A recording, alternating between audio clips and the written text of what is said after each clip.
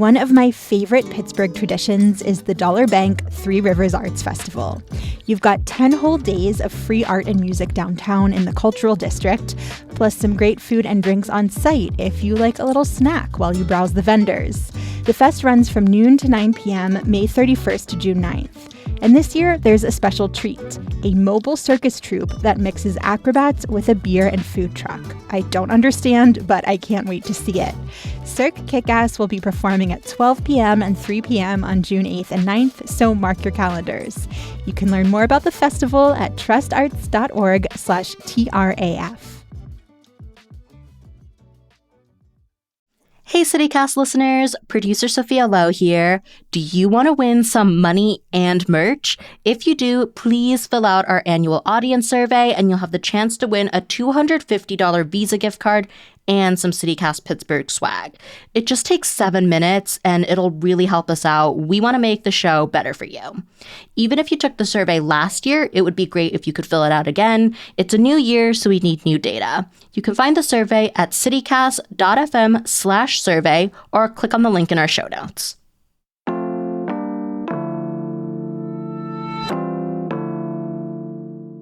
Today on CityCast Pittsburgh. Y'all know I love my coffee, and I'll travel across the river for a seasonal drink. But Pittsburgher Zach Lucas wanted to go on an even more ambitious coffee adventure. We're bringing back his conversation with host Megan Harris about his family's A to Z coffee shop tour, including the coziest and weirdest spots, and of course, the best brews in the burg. And stick around for a few new recommendations from Zach.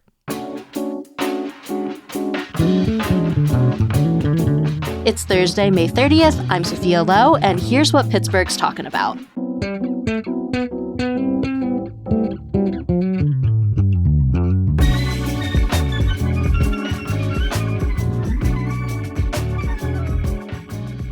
You came to us with your ABCs of Pittsburgh coffee tour, which it sounds like you just mostly have wrapped up now. What was the genesis for the project? Yeah, so my wife, Megan, and I, we had a baby boy named Benjamin. Congratulations. Oh, thank you. In September of 2022. And when he was a few months old, we were a little bit, like, not stir crazy is maybe a strong word, but we were stir crazy, let's be honest. I know the feeling, yeah. And we obviously we couldn't travel with our very young baby, but we could do a little bit of local travel, local tourism. And so we did that. We expressed that through this project that we kind of developed, the ABCs of Pittsburgh Coffee.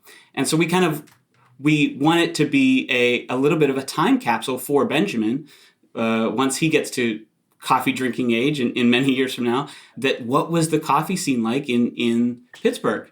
And so every Monday morning, we went to a different Pittsburgh coffee shop, starting with A through B, C, and down through Z. Can you give us the Sesame Street version, just like a first couple, like A is for, B is for, C is for? Yeah, I'm not gonna sing, but I will do. So A is for Ada Coffee Shop. So they have a few locations. B was for Black Forge, the heavy metal themed coffee shop. They've since rebranded, so B is now for Biddle's Escape.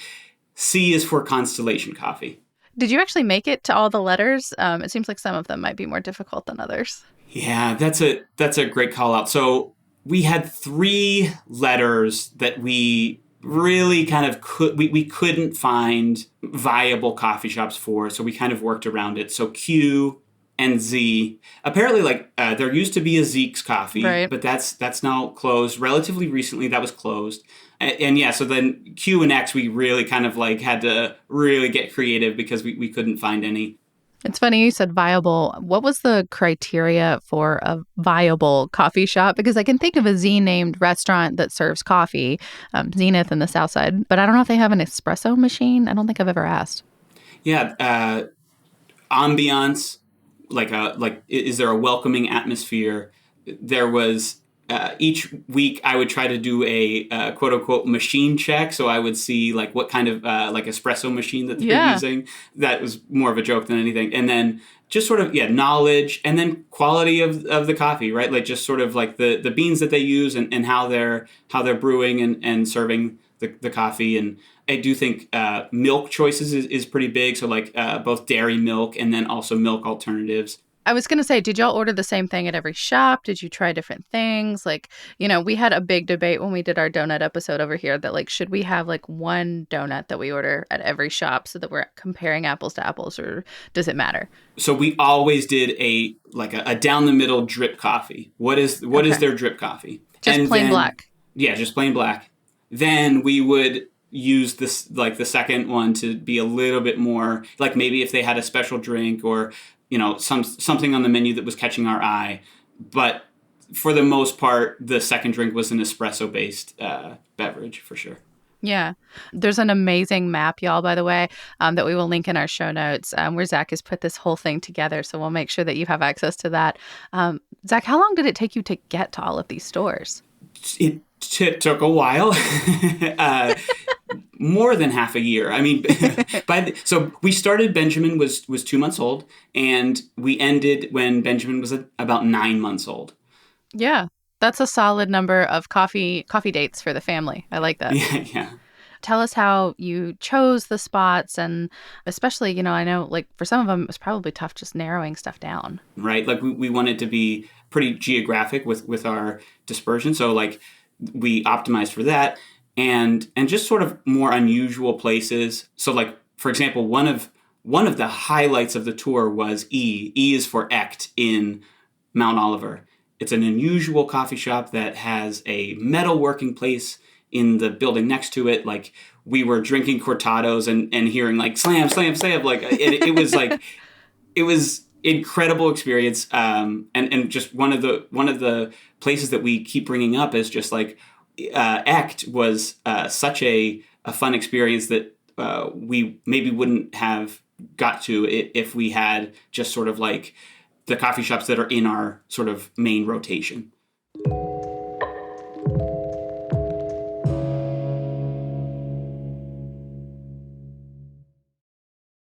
Well, let's get into some of those recommendations. I know you came up with some superlatives for us. And for each category, I believe you have a winner and a runner-up. Is that right? That's right, Megan. So yeah, let's start with the top. I know you sent us a few. We're going to throw in a few more. Most knowledgeable. And I assume you mean like the staff, the baristas, those kind of folks? Right. And this one is number one with a star, Constellation Coffee on Penn Avenue. Amy and Cliff at Constellation are like, I feel like my personal Pittsburgh coffee gurus. They love talking about coffee. They know their stuff. They bring in a lot of roasters from around the country, and they just enjoy talking about coffee and serving coffee. And so I truly enjoy my visits to Constellation, and I think Amy and Cliff there do a great job. I was talking to a dear barista friend of mine, and she was talking about kind of that difference between service and hospitality, that hospitality is sort of this step up. And it, for a lot of baristas, you take a great amount of pride in your work. Like the product really matters. The conversations that you have with people really matter. It sounds like maybe this is a spot like that for you. Absolutely. Yeah. Conversation is a great word there.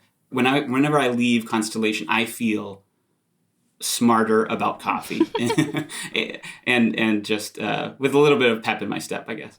Yeah. What about cozy vibes? Like you could just settle into a chair and hang out for a little while. Yeah, that's Big Dog Coffee in the South Side. Okay. Like it really, you get vibes of Central Perk from the show Friends. Really, just big, cushy couches, and it's the late 90s, and you're drinking good coffee. So that's super cozy, Big Dog. What about most work friendly for customers? Like you could go and have a meeting or escape from your colleagues, but still get some stuff done. For me, Calvin, KLVN, is a great work spot. And I think that does come through in the community because it is popping most work days. So that is a caveat that, like, you might have to wait for a table. Yeah, that's that split between Larimer and Point Breeze? That's right. Yes, exactly. Yeah. What about community space? Like the kind of spot that gives back to its patrons, maybe through charity or just like hosting space, that kind of thing. Yeah, there's a few that come to mind there. So Trace Brewing the brewery in Bloomfield. They serve coffee in the mornings. They serve Ghost Coffee, a local Pittsburgh roaster, and they have had latte art competitions. They have a lot of pride events. They had a Taylor Swift friendship bracelet event. They truly have ingratiated themselves, I think, in the community and with these events, and just this great space for coffee and then eventually in later beer. So yeah, Trace is the one that comes to mind. And a little bit further out is Vault Coffee in Pitcairn. Vault is in an old bank that was converted into a coffee shop. And so you can go into the vault and enjoy your cappuccino in the vault, sort of looking through this old bank vault. But also they just have a big community space in sort of the main strip there in Pitcairn. So Vault Coffee often comes to mind as like a community driven kind of coffee shop.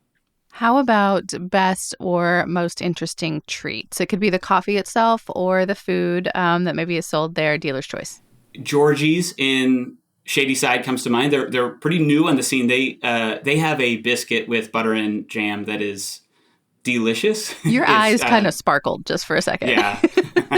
It is one of those ones that like you really look forward to enjoying another of their treats. Those are more like the sweeter treats is what I enjoy at Georgie's, but savory treats. Field Day has some incredible lunch sandwiches. I think that's really credit to the driver of their menu, Joey Hilty. He does a great job there at Field Day. Field Day is new to me. Where is that one located? That's on Butler Street in Lower Lawrenceville. Okay, cool. I'll have to get up there and check it out. Well, I feel like, and then you said Echt is probably your most unusual pick. Any runners up for that one? So there were quite a few unusual ones, which is, that's probably yet another great thing about the Pittsburgh coffee scene, that it's not just, straight run-of-the-mill places. Well, we won't limit you to two. If you've got some, tell us why they're weird and what you love about it. Yeah, so Echt is, as we said, Echt is the most unusual. But like I said, Vault Coffee in an old bank, that's unusual and great. Our stop to La Prima in the CMU campus. So that was a great stop because we got to enjoy basically like walking through the maze of Carnegie Mellon, that hilly campus, and it definitely gets you're on a campus vibe. So that's fun. A few others that come to mind: Khyber Coffee in Polish Hill is Star Wars themed. Khyber is some sort of Star Wars crystal. Great coffee, and also a Star Wars theme is just that's a great. It's fun combo, and it feels right for Polish Hill. Yes, right, totally. Here's like a off the cuff superlative. Khyber in Polish Hill is definitely where we heard the most how yin's doing in the real world, like just like earnest, like, hey, how yin's doing. So that's a big superlative for this project. Yeah, those are the ones that come to mind for sticking out, unusual. Well, shout out to producer Maria for this question. I feel like so many coffee shops are happy to talk to you about their coffee beans and the way that they roast them. But then they'll like pour you chai from a box that you could buy at a grocery store. What do you think the best coffee shop is here in Pittsburgh for someone who doesn't drink coffee?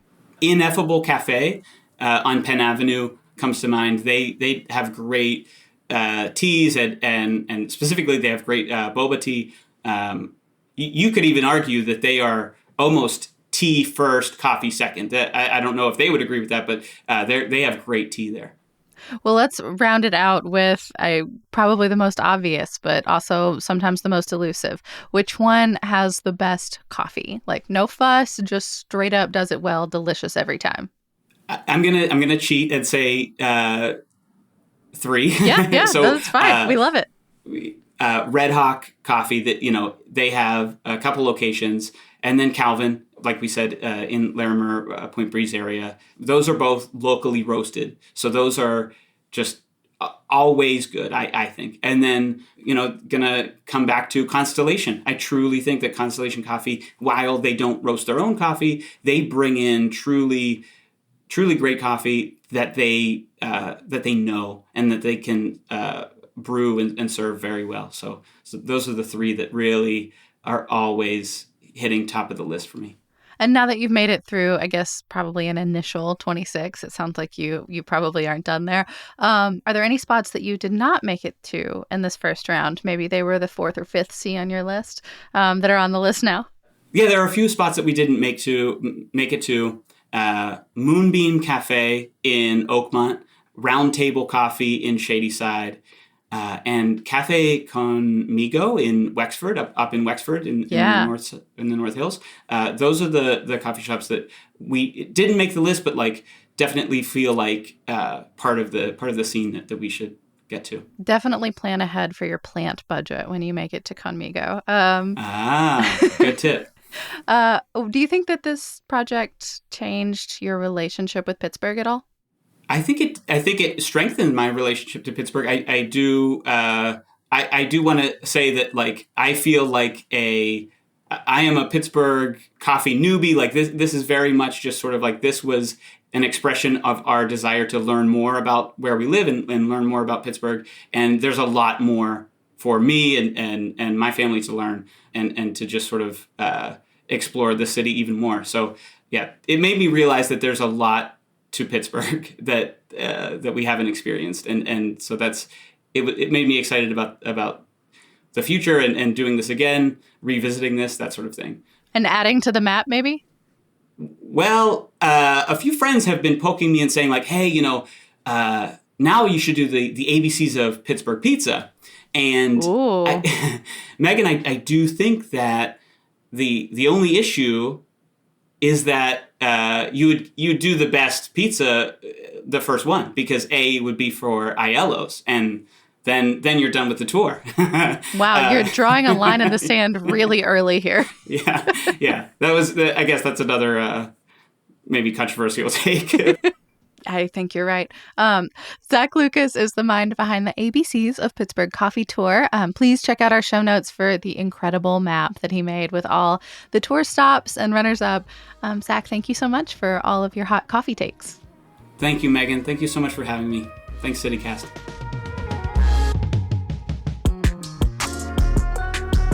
That's all for today here on CityCast Pittsburgh. Since we originally released this episode, Otta Coffee and Tea abruptly shut down. If you want to hear the story behind that, check out our food show on January 18th. But if you're looking for another coffee shop that starts with A, we reached out to Zach to get his new recommendations. He says to check out Aslan Brewing in the Strip. They serve coffee from 8 a.m. to 4 p.m. every day, and he says the Wi-Fi is super fast. And another suggestion from him was Abolition Coffee. That's on Penn Avenue, and Zach says the staff is really friendly and easygoing. And reminder, this is your last call for our happy hour tonight. We'll be posted up at Jackworth Ginger Beer and Larimer from 5 to 6:30, and the first 20 people who show up will get their first drink on us. Hope to see you there. We'll be back tomorrow morning with more news from around the city. Talk to you then.